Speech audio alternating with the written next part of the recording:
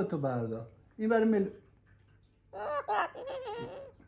اینو برای ملودیه بابایی.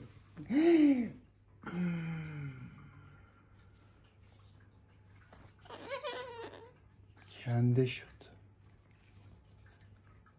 اینجوری. اینو بگی برو سراغ اسباب بازی خودت، یه دونه اونور با خودت داری، این مال ملودیه برای شما اونها. برو. دست بابایی سوراخ شد، ببین نگاه کن. اینجوری چی؟ اینجوری گاز میگیری، نوک میزنی. آره قرار کنم با اوهو مایای این پای کیه اینجا؟ ناخونات بلند شده اینجوری تیز شده. اینو میخوام اینو بهت بدم که بری. این برای ملودی، این برای ملودی، این مال ملودی. اینجا شما اسباب بازیت اونوره، اونوره یه نگاه. حالا شما بابا دیگه بیخیال شو جلو.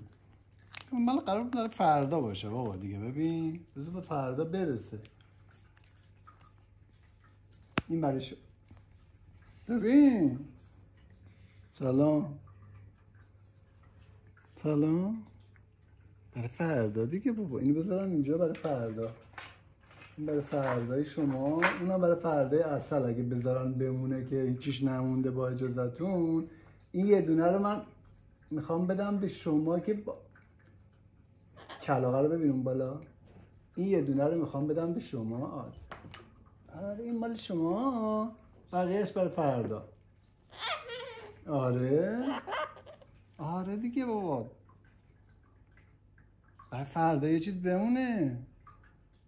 نجاری ندارم من که. آره خراب میشه. آره اصل شما برو تو قفسه. بودو دیگه بسه. برو تو قفس. بودو ببینم گاز گرفتی منو.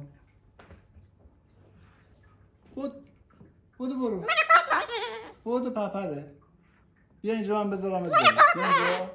اصل اگه نمیتونی بودو پرپره. پرپر شد بازی.